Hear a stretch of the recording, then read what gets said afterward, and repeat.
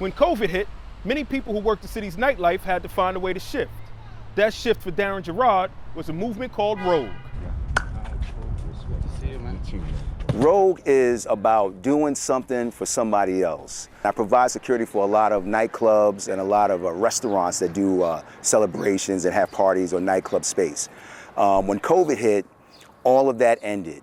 I started to notice on television how different TV stations were giving a lot of people opportunity to say, this is how I'm giving back during the quarantine. And so I got to a point where I said, well, wow, I'd like to contribute. What can I do?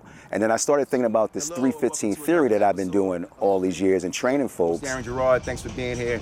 We're here out Pier 68 for another round of a 15-minute workout. And so how does the 315 theory play into it? What is it and how does it play in the role?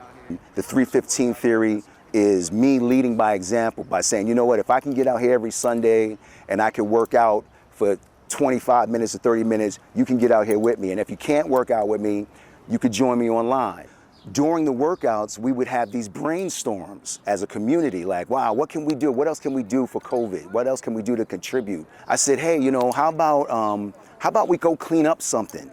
And then we all looked up, the few of us that were working out together regularly, we looked up and we looked at this pier over here and said, you know what, let's go clean up this pier right here. And that was our first Rogue. And the whole idea was to go into a place and make it better than what it was before we walked in there. And so we came up with this idea of no trace, leave no trace. And the whole idea of inviting people to, a bunch of people to help us clean up a pier, but turn it into a party. I'm gonna take these boxes and give it to the homeless. Let's talk a bit about the food. You're handing them out. You're going into neighborhoods, you're going into Kensington, you're going into some of these, drug-infested neighborhoods, for lack of a better term. Talk about the role that, Rogue plays in trying to help some of these people who need help. I'm blown away by how many people are hungry and how many people need food. And I got this opportunity to start hand delivering food to the homeless. A situation that I observed was that a company was throwing a bunch of food away all the time because families didn't want it or they wouldn't take it. Each box of food has about a week's worth of food. And so I said to myself, they're throwing all this food away.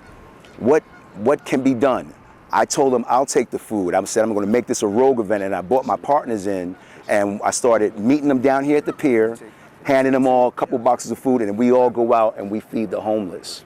And so that turned into a movement. It was like another level of Rogue. So talk a little bit about how these Rogue events go down. Now, I know you mentioned how y'all find a secluded area, nobody knows about it. All right, so this is our gig. Look, we got to drive down, the construction dudes hooked us up. Nobody even knows until almost day of where it's gonna be. We truck everything and we use dollies, we bring in big sound system, we bring in lights, and then we don't tell people what the location is until the day of the event.